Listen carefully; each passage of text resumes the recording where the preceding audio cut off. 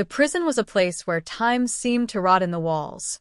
The gray concrete corridors carried the echo of footsteps and the sharp clang of iron gates, but behind that daily monotony lay stories no one outside would ever hear. Among them was the story of Officer Raymond Keane, a man who wore his uniform with an arrogance that matched the heavy ring of keys always dangling from his belt. He was not the type of guard who enforced rules with fairness. He was the type who believed the uniform gave him power, and power meant control. To him, prisoners were pawns, and he played them with cruelty masked as discipline. Raymond had built a reputation inside the prison. He took bribes to smuggle in contraband, cigarettes, drugs, even small blades, but never directly. He let desperate inmates pay, then turned around and exposed them to the warden for favors, lengthening their sentences or tightening their restrictions. To the other guards, he was loyal. To the inmates, he was untouchable. No one dared to challenge him. At least, not until Marcus Hale arrived. Marcus was different from the usual faces that filled the cells. He wasn't reckless, loud, or broken. He was calculating. A man with a quiet stare and the patience of someone who had seen enough of the world to know when to act and when to wait. He had been sentenced for fraud, a nonviolent crime that nonetheless carried years behind bars because of the scale of it. But Marcus wasn't like most men in prison. He had spent his life reading people, understanding how they thought, predicting their weaknesses. And in Raymond Keane, he saw a weakness the guard himself couldn't hide: greed. At first, Marcus kept to himself, watching the routines, listening to whispers that floated through the cell blocks. Every inmate had a story of how Keane had screwed them over. Some had lost privileges after paying him. Others had been beaten under his orders. Marcus filed it all away, quietly constructing a map of the man's corruption. He knew revenge wasn't a matter of rage. It was a matter of patience. The plan started small. Marcus made himself useful, writing letters for inmates who couldn't spell, managing debts between gangs, fixing small disputes before they turned violent.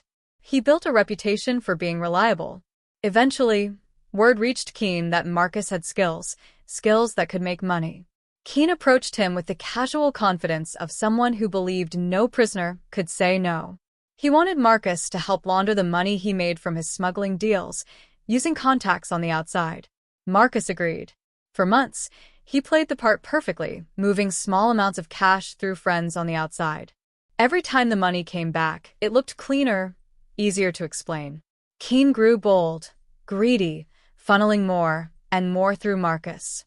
And all the while, Marcus documented everything: letters, phone calls, coded notes.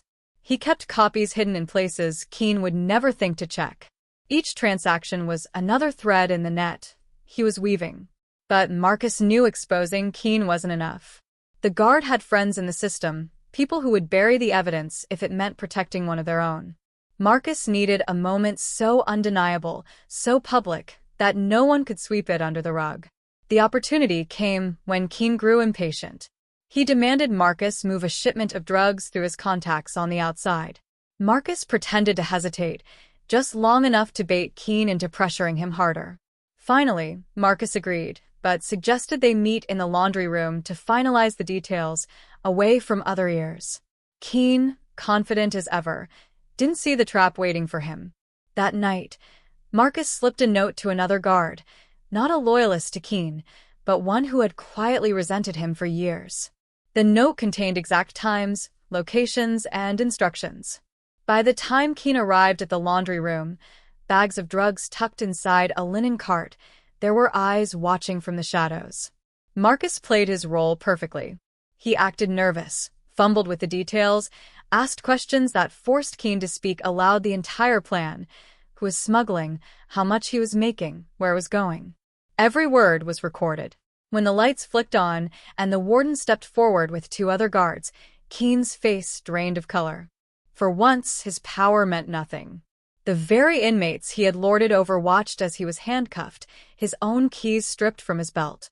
In the days that followed, Marcus became a quiet legend inside those walls. He hadn't just survived Keane, he had destroyed him. The corrupt officer lost his job, his pension, and his freedom, sentenced for the very crimes he thought he could profit from. Some said Marcus had outsmarted the system itself. Others whispered it was poetic justice, that the man who once believed himself untouchable had been undone by one of those he sought to control. Marcus never boasted about it. He simply returned to his cell, silent as always, his eyes calm. He knew revenge was not about noise or violence, it was about precision, patience, and timing. In the end, Raymond Keane was brought down not by force, but by his own arrogance, exposed by the very inmate he thought was his pawn. And in the hollow halls of that prison, where whispers traveled faster than footsteps, the story of the officer's downfall grew into something larger than fact, a warning that even behind bars, power could be taken away and revenge could be served by those patient enough to wait. The prison was a world within a world, its own kingdom of shadows where steel gates marked the boundaries of life. The outside world forgot men in there, but inside, nothing was forgotten. Every slight, every betrayal, every abuse lingered like smoke in the air. And no one embodied that more than Officer Raymond Keane. He was broad-shouldered, clean-shaven, and wore his authority like armor, but beneath the polished uniform was a man who had built his empire on fear. He was not content to simply keep order. He picked favorites, manipulated alliances, and made prisoners dance like puppets for his amusement. He smuggled contraband in, and then turned around to catch the same inmates with it, tightening his control with blackmail and threats. There was a sick joy in it for him. Every desperate deal made him feel untouchable. And for a long time he was. Then came Marcus Hale. Marcus had lived a life of quiet crime, not the violent kind that drew blood, but the subtle kind that emptied bank accounts without a weapon ever being drawn. He had once worked in finance, then drifted into schemes that blurred the line between clever business and outright theft. When the law finally caught him, they made an example of him, sending him to a prison where men far more dangerous than him were locked away.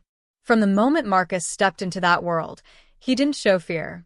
Not because he thought himself invincible, but because he knew survival wasn't about strength. It was about watching, listening, calculating. He studied the guards, their routines, their habits. Most were tired men doing a job. But Keane was different. He carried himself like a man who owned not only the keys but the souls trapped behind the doors. And Marcus, with the instincts of a predator disguised as prey, saw through the facade. The other inmates told him stories, their voices low, laced with resentment.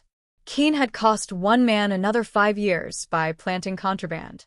He had beaten another until he could barely walk. He promised favors for money and delivered punishment instead. Marcus listened, and the image formed in his mind, a tyrant bloated with arrogance. He also saw opportunity. Marcus did not plot openly. He let time pass, earning trust from his fellow inmates. He helped them draft letters to families, resolve debts, even manage smuggling operations with more efficiency. His value grew, and with it, whispers reached Keane. That was all Marcus needed, because he knew Keane could never resist a chance to exploit someone useful. When Keane approached him, it was with false friendliness, the kind that made Marcus almost laugh. The officer thought he was seducing another pawn into his web. He asked Marcus to help clean money, and Marcus accepted with a nod, hiding the glint in his eyes. From that moment, the game began. Month by month, Marcus funneled small amounts for Keane. Each time, the guard grew bolder, hungrier. He started confiding in Marcus, treating him like a confidant while never realizing he was handing over a confession piece by piece. Marcus kept meticulous records, hidden in ways only someone like him would know how to hide. He rewrote them into codes that looked like harmless letters home. But Marcus understood something most inmates didn't. In corrupt systems, evidence alone wasn't enough.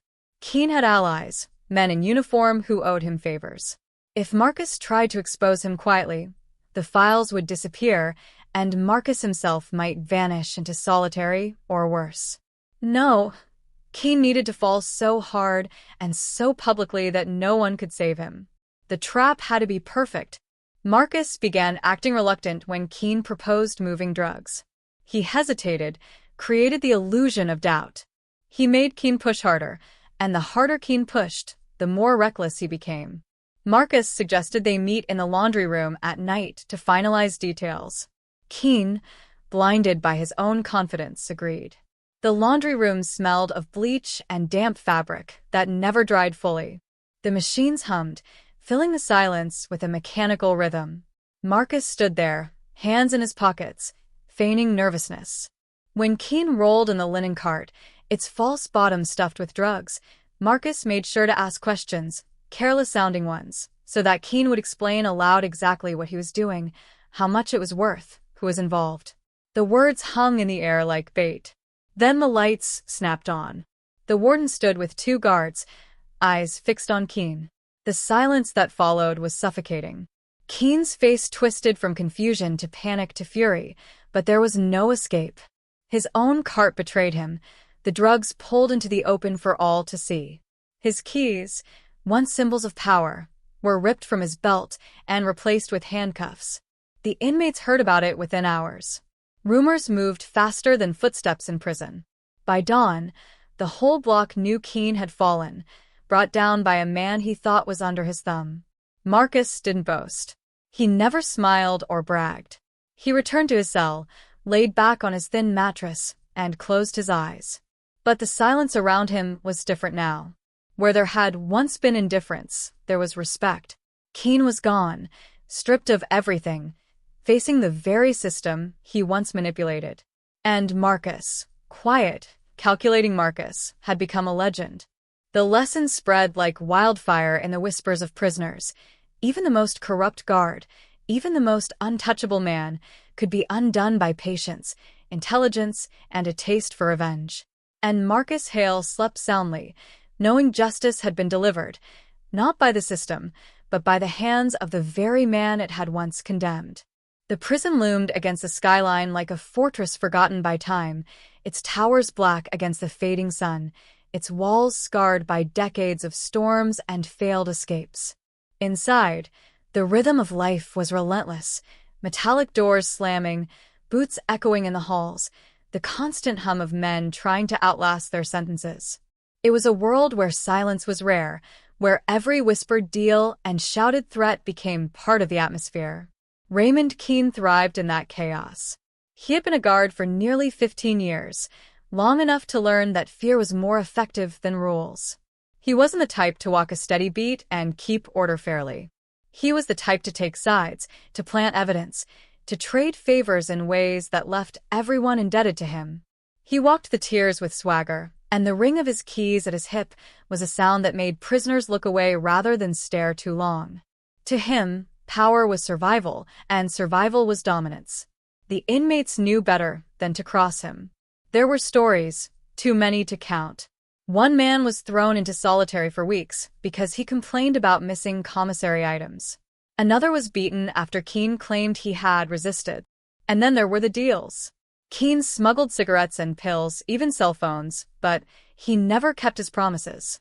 He'd take money, then tip off other officers so the inmate would be caught, their punishment extended. His corruption was no secret, but in a place like that, who would dare speak up? The system was his shield, and everyone knew it. Then Marcus Hale arrived. Marcus didn't fit the mold. Most new inmates carried themselves like either predators or prey. Marcus was neither. He was watchful, patient, his eyes always moving but never revealing much. His crime, fraud on a grand scale, didn't make him a violent man, but it made him dangerous in another way. He understood systems, leverage, the weaknesses people tried to hide. And in prison, those skills were sharper than knives. He started quietly, doing favors for other inmates. He wrote letters that sounded convincing, crafted apologies to estranged families, even drafted legal appeals that looked professional enough to give men hope. He handled debts between gangs with fairness that earned him respect. Little by little, Marcus built an invisible influence. He wasn't a leader in the loud sense, but men listened when he spoke. Keane noticed. At first, it was curiosity. Then, opportunity. Here was an inmate with brains, with outside contacts, with a knack for making things move quietly. To Keane, Marcus wasn't a threat. He was an asset waiting to be used. And so one day, with the false charm he reserved for pawns, Keane approached him. "You're smart, Hale. Keane said, tossing a pack of contraband cigarettes onto the table where Marcus Saturday, smarter than most of the trash in here. Maybe we can help each other out.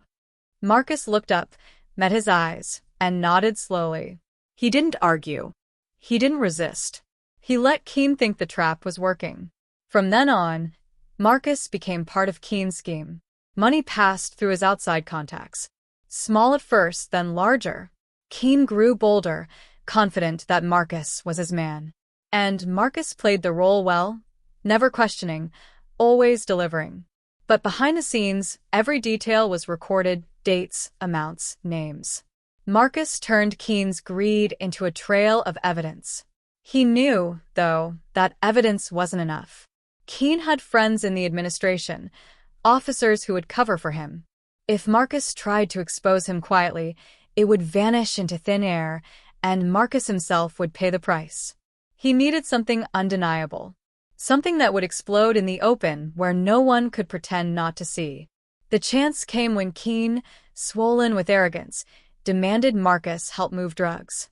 Marcus pretended to hesitate, played the nervous middleman, until Keane insisted. They arranged to meet in the laundry room late at night, away from prying eyes. That night, the air was thick with the stench of bleach. Marcus leaned against a washer, feigning uncertainty, while Keane pushed in a cart stacked with folded linens. Hidden beneath, in a false bottom, were packets of pills and powder worth thousands. Marcus asked questions deliberately.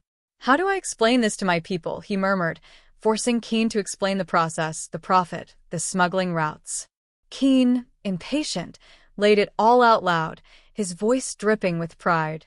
Then the lights snapped on. The warden stepped forward, flanked by 2 guards.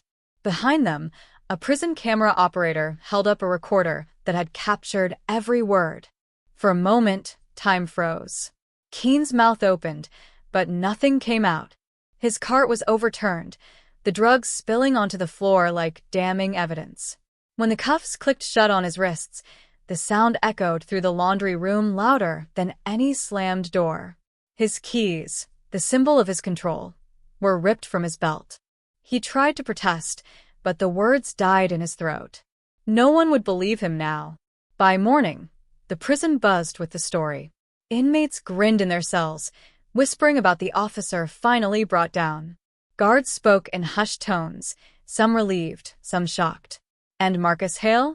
He sat on his bunk, calm, silent, his face unreadable. He hadn't shouted. He hadn't fought. He had waited, planned, and let Keane destroy himself. And in the silent corners of that prison, where men told stories to keep their spirits alive, a new one spread like wildfire. The corrupt officer who thought he was untouchable, and the quiet inmate who proved otherwise. Marcus became a name spoken with respect, not for violence, but for patience, precision, and the kind of revenge that left no room for denial. Justice hadn't come from the system. It had come from within the very walls that were supposed to bury it.